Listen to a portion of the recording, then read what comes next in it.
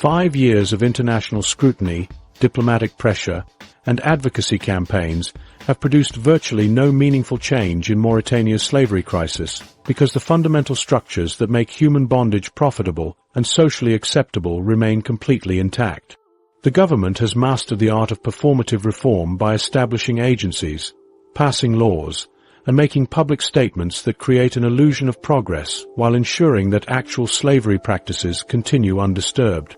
International observers have been consistently fooled by this theatrical approach because they mistake bureaucratic activity for substantive policy implementation. The result is a system where slavery has actually expanded during the same period when international attention reached its highest levels. International pressure has failed spectacularly because major powers consistently prioritize strategic interests over human rights when these concerns conflict with economic or security objectives. The United States values Mauritania as a counter-terrorism partner in the Sahel region and provides military cooperation that strengthens the same government that refuses to prosecute slave owners. European nations depend on Mauritanian cooperation for migration control and potential energy partnerships that override human rights concerns in policy discussions. China's massive infrastructure investments create economic dependencies that reduce pressure for human rights improvements while potentially expanding opportunities for enslaved labor exploitation. These strategic calculations ensure that international criticism remains purely rhetorical rather than translating into meaningful consequences for the Mauritanian government. Deep structural factors rooted in centuries of social hierarchy make slavery extraordinarily resistant to reform efforts because the practice serves essential economic and cultural functions for dominant groups. The Badain Arab Berber elite built their wealth and social status on enslaved labor and view any challenge to slavery as an existential threat to their privileged position. Traditional religious interpretations provide theological justification for slavery that makes opposition seem blasphemous rather than morally necessary.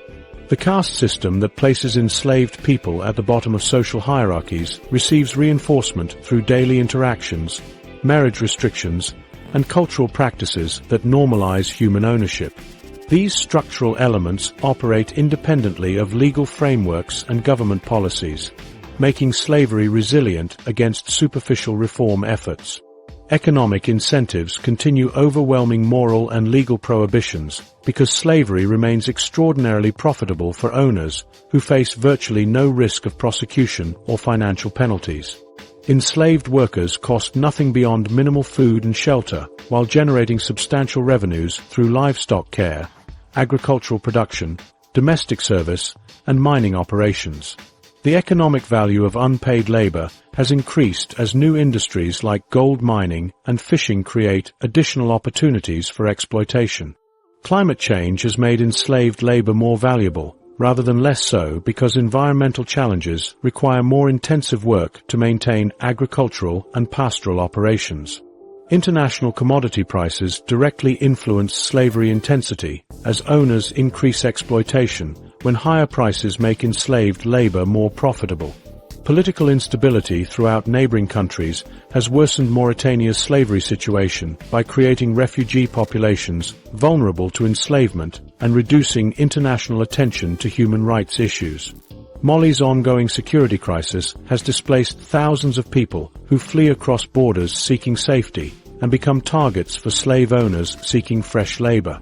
The collapse of government authority in parts of Mali and Niger has eliminated cross-border cooperation that might have monitored slavery practices or assisted escape attempts.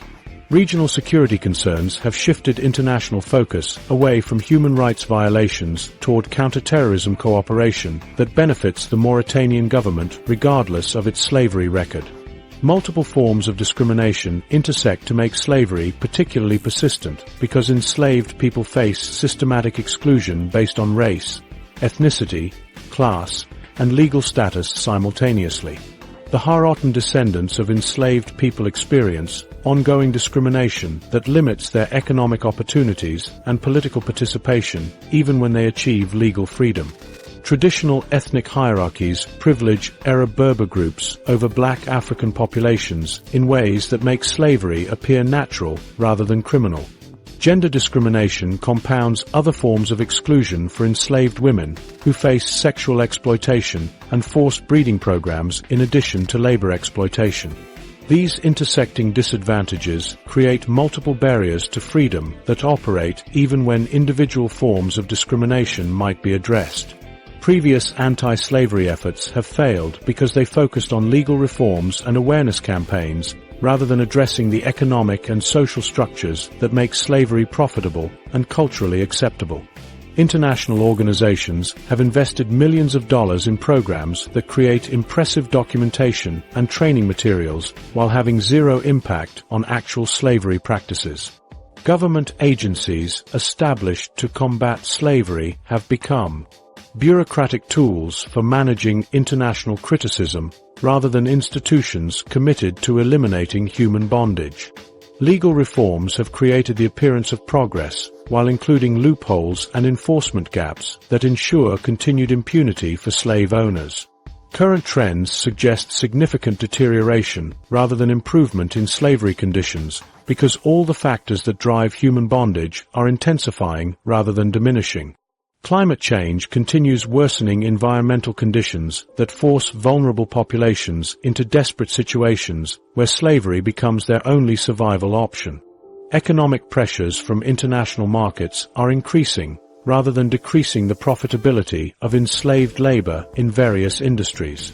Population growth rates among enslaved communities exceed those of free populations, ensuring that absolute numbers of enslaved people will continue rising regardless of percentage improvements. Ending slavery in Mauritania would require fundamental transformation of economic structures, legal systems, and cultural attitudes that currently make human bondage profitable and socially acceptable among powerful elites. This transformation would need to include land redistribution, universal education access, comprehensive social services, and genuine political representation for formerly enslaved populations. Such changes would essentially require dismantling the entire social order that has existed for centuries and replacing it with democratic institutions committed to human equality and dignity. After decades of failed attempts and broken promises, the evidence points toward an uncomfortable conclusion about the true scope of this crisis. The mathematics of human bondage reveal a system operating with industrial efficiency across modern Mauritania.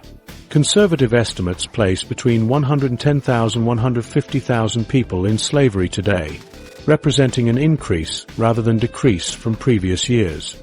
Government officials deliver eloquent speeches about human dignity, while their security forces protect slave owners from prosecution.